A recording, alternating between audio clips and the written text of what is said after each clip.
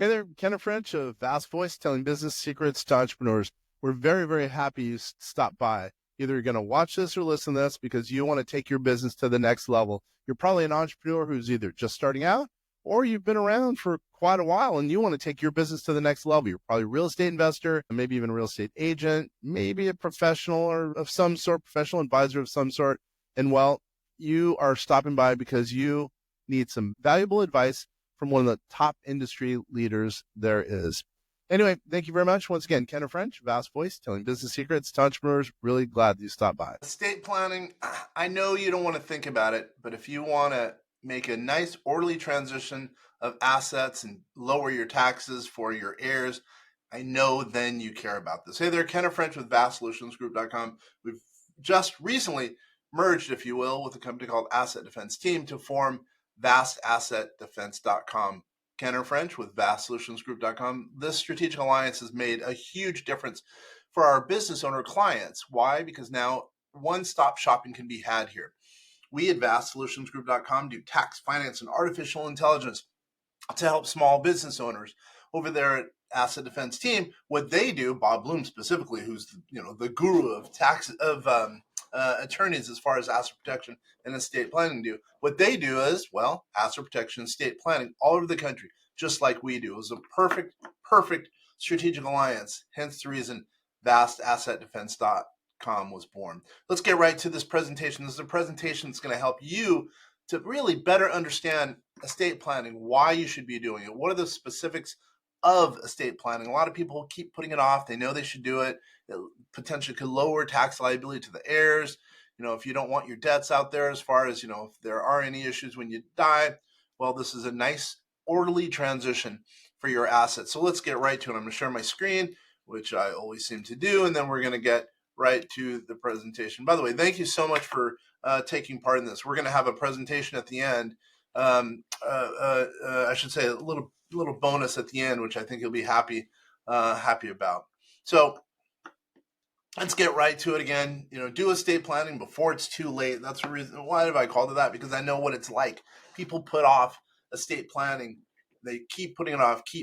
I could tell you so many situations where our clients didn't do their estate plan, and then at the end, when there was an issue, man, was there an issue for the heirs. And I know me personally, I don't want to leave a big mess to my heirs, to my kids, to my wife potentially. Well, this is one way of making a nice orderly transition of your assets, etc. If you're doing the estate plan before something actually goes wrong. Here, what is an estate plan? Let's define it specifically. Your estate plan describes your wishes for how your property, meaning assets really, should be distributed after your death. And by the way, as I mentioned, maybe even in a tax intelligent manner. Who am I? Kenneth French with VastSolutionsGroup.com, author, 3 books. I've done, I'm a former Forbes.com small business contributor. I've been around for a while, as I said, down there at the bottom. I'm old. Been in business since '94. I run VastSolutionsGroup.com, which is, again, a VastAssetDefense.com company. And I've been speaking all over the world about asset protection, about estate planning, about taxes and mitigating taxes and artificial intelligence, which we've been doing since 2018. We started in 2010. We had our first model, our first chatbot, if you will, in 2018, before it became kind of the cool thing. So let's talk about the 5 goals of estate plan. Here, eliminating the inevitable confusion, which I've talked about. A will usually doesn't go far enough. Number 2, choosing the legal guardian who will raise your children potentially.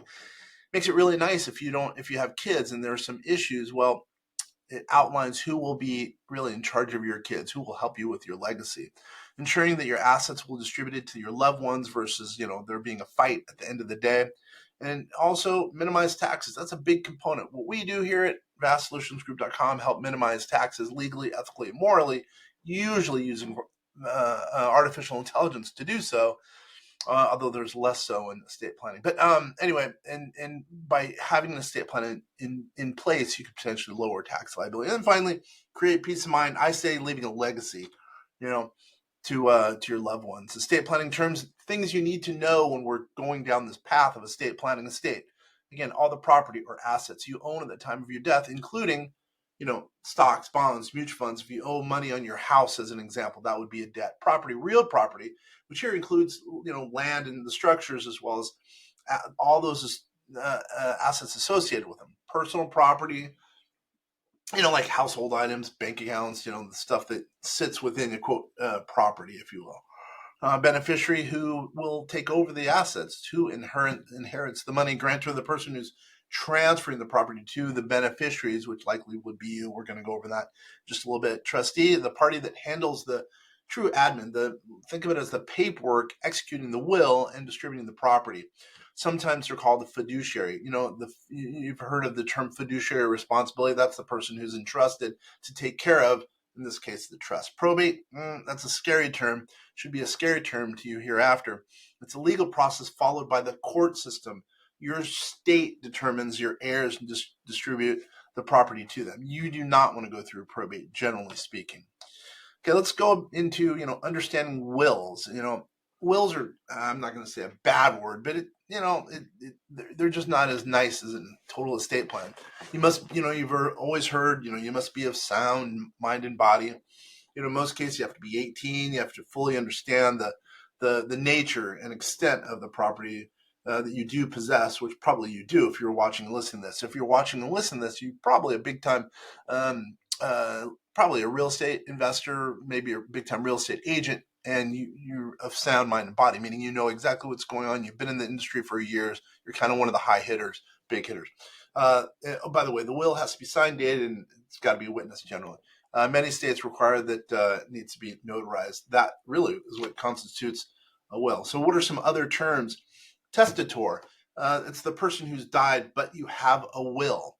And the executor is the person who's really taking over as it relates to the will, meaning the execution of the will. And the guardian is the person named in the will or appointed to take care of the kids, or maybe even someone in a special needs situation. Now, the three things that a will cannot do: you can't disinherit your spouse. That's a big thing, especially nowadays. You can't leave an excessive amount to charity. It's not legal. And then it does not avoid probate. Remember how I said that was a bad word, probate? You cannot avoid probate. You're still opening yourself up to the public. That's really what probate is. It's just basically crying to the public what's in your estate. It's possible to prepare a will without an attorney. Usually not advisable. Let's talk about that, because sometimes people say, "Oh, I'm just going to go to the internet. I'm going to use a artificial intelligence LLM model." Well, the issue there is in some cases they're wrong. Sometimes you don't get specific specialized.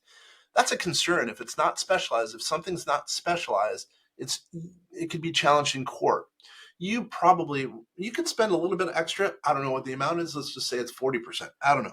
Let's say it's 40%, but in that case, it's 40% of insurance. There's an insurance cost because you're spending more money to make sure it's taken care of if you were to die, or when you were to die, if you really think about it. But if you pay that extra, let's say 40%, someone's looking at the overall situation. Maybe, who knows, maybe they're using Chat GPT. I don't know. But at the same time, at least they have a legal expertise to help work with the artificial intelligence model. Now, that's coming from us. We believe in artificial intelligence models. We believe in working on the internet, low cost. But at the same time, some people want it taken care of. They want the process to be walked through. They want someone to specialize the whole process for them, as far as taxes, as far as qualified plans, as far as investment in commercial property, real estate, as an example. That's what we do, right?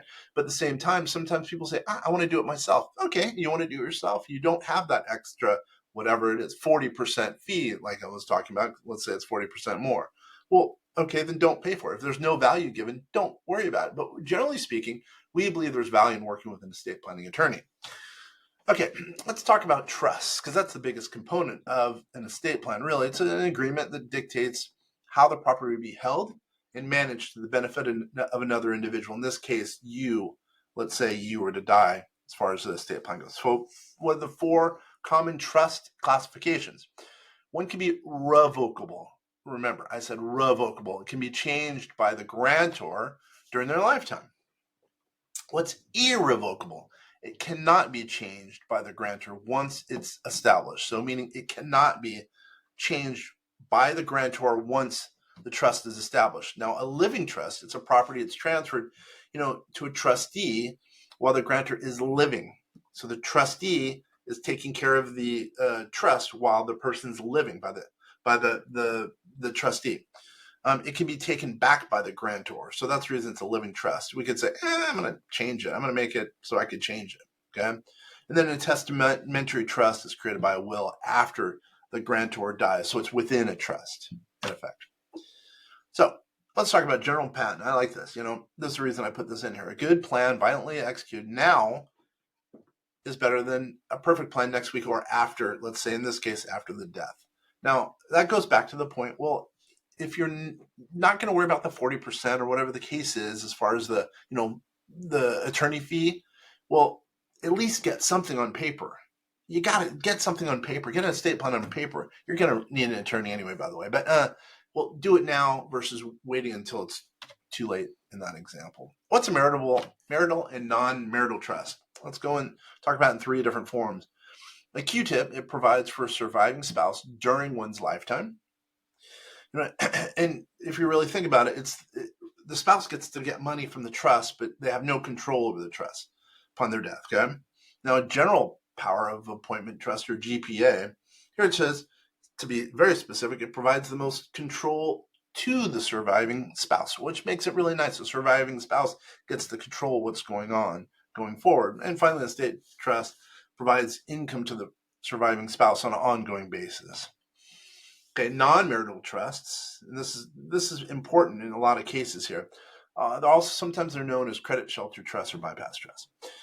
A non-marital trust can provide for your spouse and children, but they avoid estate taxes for your estate and that of your spouse as well. So remember that non-marital spouse trusts, sometimes they're called, gets around estate taxes, which is nice, right?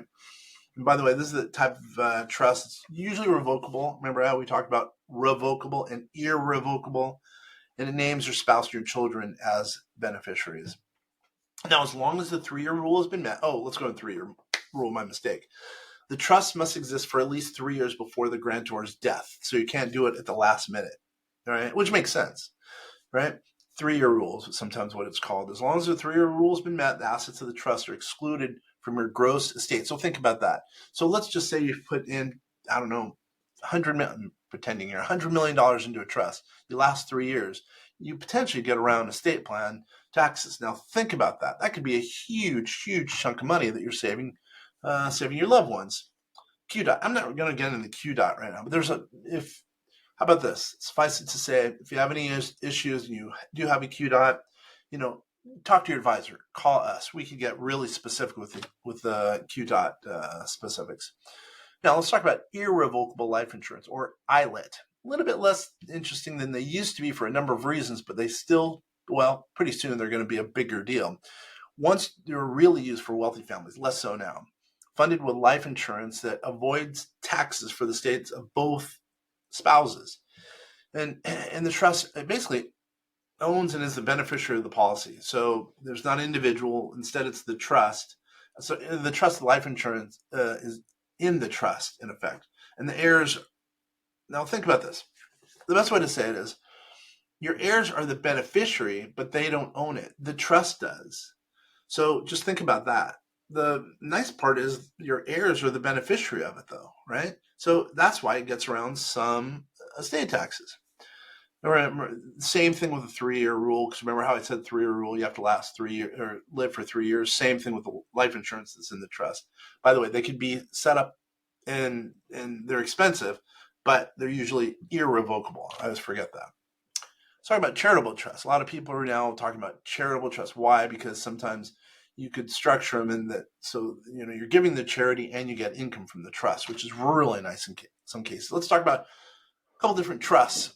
Charitable remainder trusts. So it's a charitable remainder trust. It's a great planning tool for anyone who's had, let's just say you've got Microsoft stock, you bought it from pretending $1 and now it's worth $100.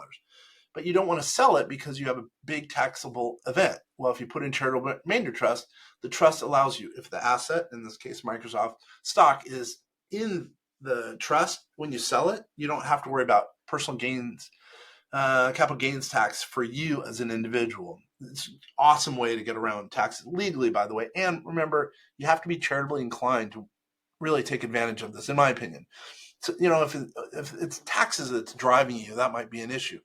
But if you really want to take care of a charity and also getting the advantage of a tax element, charitable remainder trust kind of sometimes can make sense. But now you've done the action, or in this case, the execution of the sale of the stock, Microsoft stock in my example, and then you get income from it. Okay, charitable remainder trust. It's a beautiful way, really, of one, taking care of charities, but also providing income to those who've got a highly appreciated asset and they want to take income on an ongoing basis. Let's talk about charitable lead trust. It's a trust that serves, it lowers the taxable liability for the individual. So the trust, it donates a portion of the income from the trust and then transfer the remaining portion of the trust to the beneficiaries after a certain period of time. So it allows beneficiaries to pay less in gift taxes, which is a huge, huge issue. And a lot of groups will help you to set these up because they want think about it, because you get a deduction, by the way, but they want the asset. So the charity ends up with the asset, so it works out for both parties. Now let's talk about the taxes in the estate, which we work on a lot here at vastsolutionsgroup.com. A couple things you need to know. Estate taxes are referred to sometimes as the death tax. Sometimes you're in a state where there's a bad death tax. Well, you probably know about it, right? It takes property that's transferred or received at the death of the owner of that property, said property. Inheritance tax is at the state level, and it's not in all states. Talk to your advisor, because sometimes, some way, it would be advisable for you to move if there's an issue. As I mentioned, but the estate tax not is at the federal level, and the estate itself, by the way, it's not technically a tax, although it is, but that you're receiving property from the state. Inheritance tax is imposed on the person or the party receiving the property. Now, a little bit more about estate taxes. How are they calculated? Us as a tax advisor, this is pretty important. Estate taxes are taxed on their net value. And what's that? To find the net value, you start with the gross value. Let's say we're talking $1 million. The gross value includes all the state's asset, every little, house, car, et cetera, includes all the probate, right? Now, at the same time, then what you have to think about, well, number two, these items are then subtracted. These are the things that are subtracted from what I just mentioned. What I say, $1 million, right? Funeral expenses, claims, or debts that are owed from the estate to debtors, like your mortgage, as an example. Now, also expenses related to the administration of the estate. So really, anything that's an expense is subtracted from the gross amount. So let's just say, in my example, you have $1 million that I mentioned in the estate, and then you have whatever, $500,000 in liabilities. The net of that estate is $500,000. Now, what's the role of life insurance in estate planning? Because there is some. Life insurance has a place in most estate plans, which a lot of people forget about, but it really does, because for whatever reason, the laws that we now have in place are really favorable as far as sometimes at least putting life insurance in an estate plan. Now, if you have a modest estate, it probably wouldn't help to have life insurance in an estate to reduce taxes. That wouldn't be appropriate, unless, of course, you want to just take care of your heirs. That's different, right? And for most of us, but meaning for taxes, it doesn't help you reduce taxes. An insurance policy is strictly a source of funds for our beneficiaries, which I'm basically stating there. But generally, funds received from insurance policies are not taxed, which makes it really, really nice. Let's go into the two types of life insurance used in plans. There's survivorship life insurance, and those are sometimes they're called second to die policies, harder to get nowadays than they used to be. They insure two or more people, so a spouse and a spouse, but only pays when the last person dies. So spouse A dies, then spouse B, as an example, that's when the life insurance proceeds are paid out. The premium is lower on those policies, by the way, because there's two lives. Now, then there's the first to die life insurance policy. So it covers two or more people, but pays when the first person dies. So let's say you have a couple, and let's say the man dies first. That's when the life insurance is paid out, not on both lives. A little bit more expensive premium. So choosing beneficiary for life insurance policies, it's tricky. It's something you really have to think through as an example.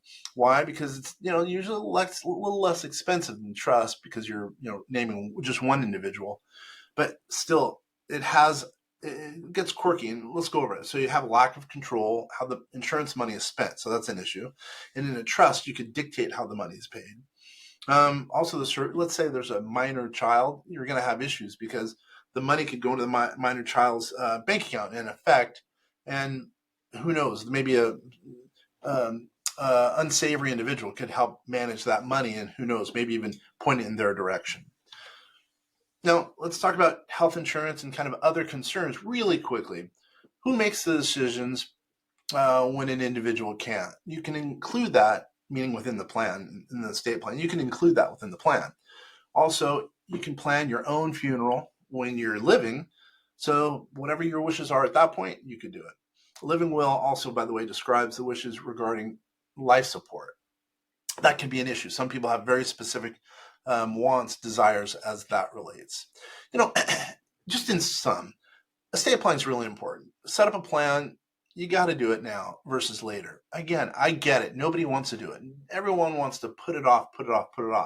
But it's in your benefit to do it now while you're thinking about it, or you're of sound mind. Because for me, I know me, when I'm on a plane, I know this is going to sound crazy. When I'm on a plane, I know that my beneficiaries, for me and my wife and my son, are taken care of if something should happen. Hopefully when it's rocky and rolling, nothing's going to happen. But man, I know it's crazy, but I think, my family's taken care of if something should happen to me. I don't want anything to happen to me, obviously. Hopefully they don't want anything to happen to me, but they're taken care of if something should happen. Now, I like that. I believe it or not, I rest a little bit easier because I know that that is the case. They'll be taken care of if something should happen to me.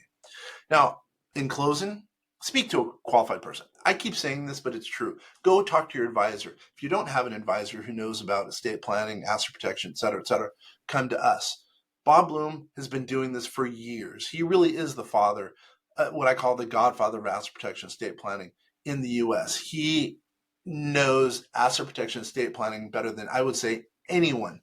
If you have any questions, please go to your advisor, then reach out to us at vastsolutionsgroup.com. Once again, my name is Ken French. It has totally been a pleasure. Hopefully in some way, if you have any questions, again, please do reach out. Now, I'm also going to say, remember how I said if you stay for a while, what we're going to do is give you a free book. The Entrepreneur's Manifesto, a collection of smart financial advice, book that I wrote. A lot of good articles in here, mutual funds, ETFs, passive investing. Free. Email info@vastsolutionsgroup.com. Info@vastsolutionsgroup.com. You'll be glad you did because you're going to get a free book. Just put book in your address and we'll send you out a free book that I wrote. Ken French, I'm out.